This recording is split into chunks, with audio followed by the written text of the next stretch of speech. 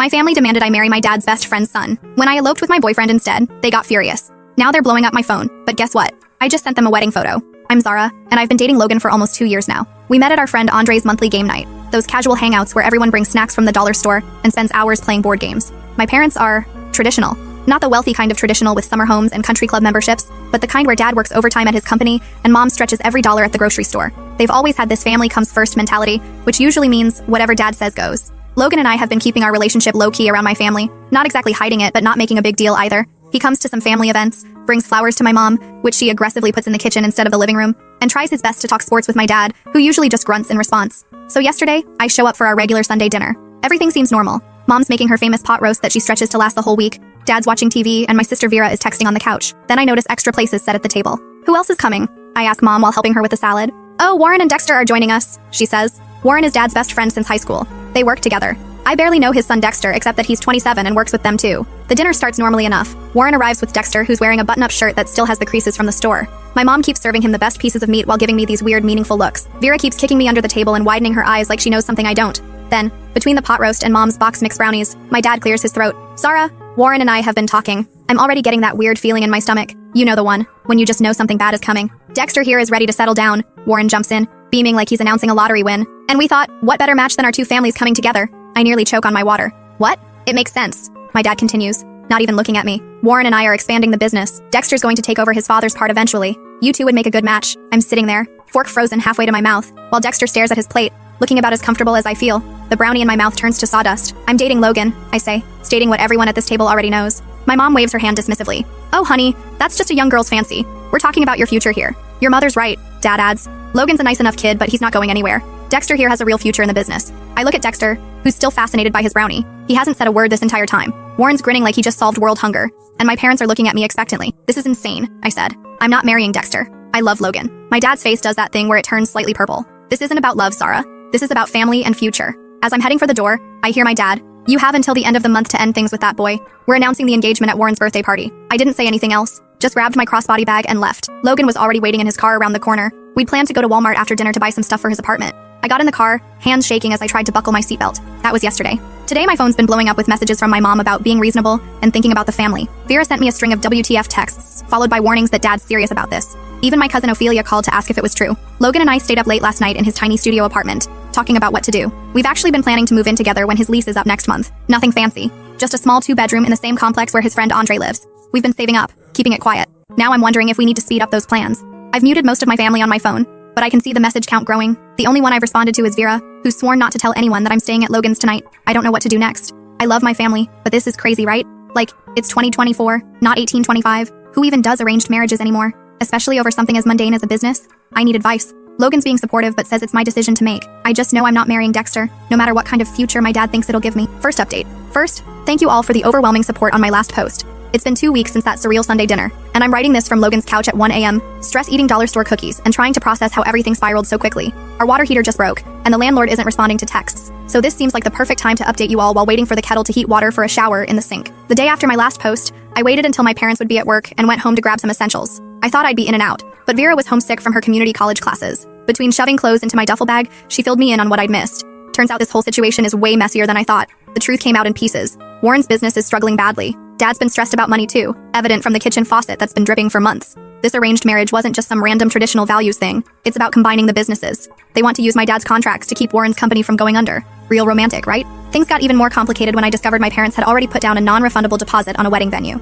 They'd booked it for Warren's birthday party, but apparently signed it as an engagement celebration. My mom's been showing the contract to everyone as proof that I can't back out now. The venue is some fancy converted barn that probably costs more than I make in 3 months. The next few days brought a constant stream of missed calls and emotional messages. My cousin Ophelia dropped by Logan's with some winter clothes she'd borrowed and shared that my mom's been calling everyone in the family crying about how I'm throwing my life away. The family gossip mill is working overtime. Apparently, Dexter still lives in his parents' basement and spends most of his time playing Fortnite. What a catch I'm missing out on. Work hasn't been much better. My manager coincidentally cut my hours after my mom called the store crying about her troubled daughter. I'm now scrambling to pick up shift swaps just to make rent. Logan's dealing with his own issues. His car failed inspection, and the repairs would cost more than the car's worth. Our living situation is challenging. Logan's studio apartment wasn't meant for 2 people. We're stepping over each other constantly, and his downstairs neighbor keeps complaining about extra noise to the landlord. The bathroom sink is currently holding my entire skincare routine because there's literally nowhere else to put it. Last night, I found my mascara in the kitchen cupboard next to the ramen noodles. That's the level of organization we're working with here. The financial strain is getting real. Between reduced hours at work and unexpected expenses, who knew moving would require so many random purchases? We're both feeling the squeeze.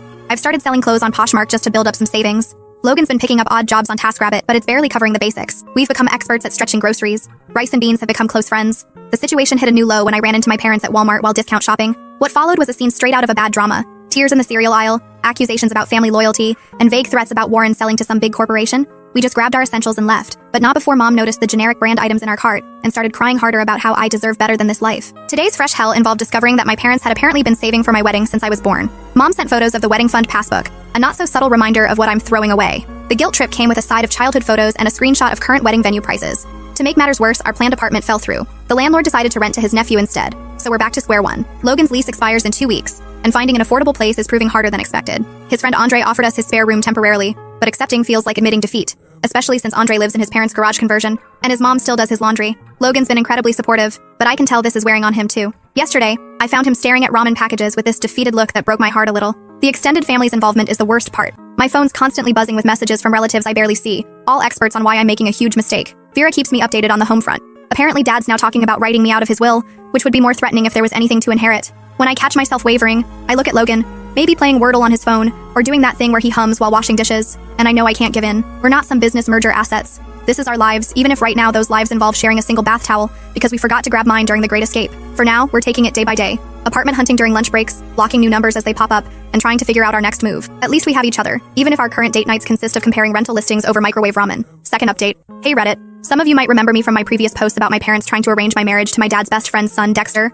Well, a lot has happened in the past week, and I'm writing this from a 45-night motel room while eating leftover pizza and still wearing my $30 Amazon dress. It wasn't exactly the wedding I dreamed about as a kid, but honestly, it was perfect in its own weird way. The decision to elope came after finding out my parents had started sending out pre-engagement party invitations to that fancy barn venue they booked. My sister Vera sent me a photo of the invitation. They'd even picked out my future married name and everything. That was the final straw. Logan and I had been talking about marriage anyway, especially since we've been living together for the past few weeks. One night, while sharing a bowl of microwave mac and cheese and watching our neighbor's cat through the window, we've named her Princess even though she's not ours. We just looked at each other and knew. We planned it for a random Tuesday. Not because it was special, but because we both managed to get the day off work, and the courthouse had an opening. Andre, Logan's friend, not my dad's, agreed to be our witness. I bought a simple white dress from Amazon that honestly looked better in the photos, and Logan wore his one good button-down shirt, the one without any wrinkles. The morning of, everything that could go wrong did. The zipper on my dress got stuck. Logan's car made that weird noise again and wouldn't start. We had to take an Uber to the courthouse, splitting the fare 3 ways with Andre because we're all broke. The driver kept asking why we were dressed up, and we just said we had a court appointment. Technically true, right? The ceremony itself took maybe 10 minutes.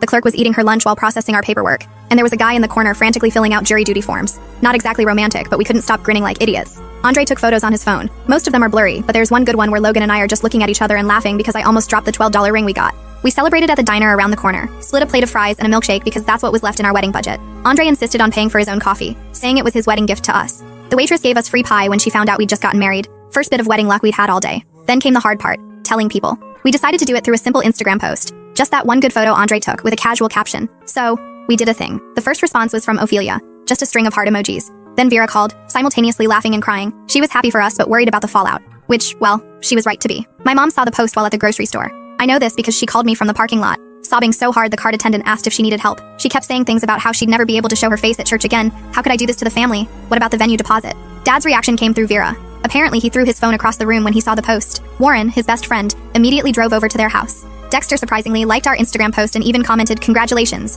which probably didn't help the situation. The extended family response has been a mix of shocked Facebook messages, angry texts, and a few quiet congratulations. My cousin tagged me in a TikTok about ungrateful children, real mature. We're currently laying low in this motel because our apartment application is still processing, and Logan's lease ended yesterday. The room smells like old cigarettes, and the Wi-Fi keeps cutting out, but it's our first home as a married couple. We've been watching random YouTube videos on Logan's phone and ordering cheap takeout, making the best of it. The wedding venue called. Turns out my parents tried to cancel my engagement party but still lost the deposit. They're apparently telling everyone I forced them to book it, which is a creative interpretation of events. Money's still tight. We're both picking up extra shifts when we can, and I'm selling more stuff on Poshmark. The apartment we applied for isn't fancy. It's a ground floor 1-bedroom with a weird layout and no dishwasher, but it would be ours. The leasing office said they'd let us know by Friday. Vera's been our main source of news from home. Mom's apparently redecorated my old room already. Took down all my photos and everything. Dad's telling everyone at work that I'm going through a phase. Warren's wife keeps trying to arrange a family meeting to fix things. The strangest reaction came from Dexter himself. He sent me a DM saying he's actually relieved because now he can finally tell his dad about his girlfriend. Apparently they've been dating for over a year, and she's not just a streamer, she's also a single mom.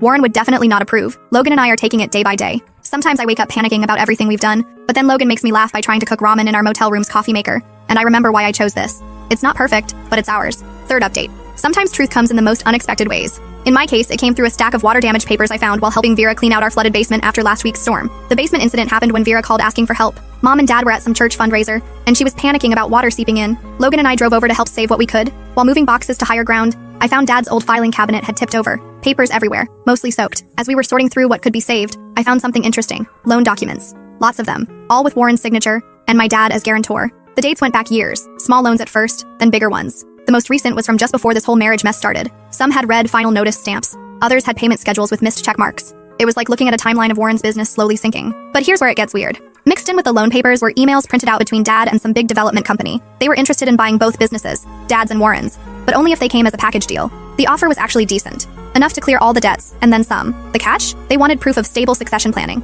Basically, they weren't buying unless they knew the businesses would stay together long term. That's where Dexter and I came in. The perfect solution to show the businesses would be family-run for years to come. While we were still processing this, Vera found more papers. Turns out Warren had been hiding how bad things were from everyone, including his wife. He'd mortgaged their house twice without telling her. My dad had co-signed everything, probably thinking Warren would turn things around eventually. The real kicker? A draft of a contract dated just before the whole marriage proposal thing. Warren had already started selling off equipment to cover payments. Dad was about to lose everything he'd built up over 20 years because he'd trusted his best friend. I took photos of everything before the water could destroy them completely. Sent them to Dexter too. He deserved to know. His response was just, well, that explains the rush.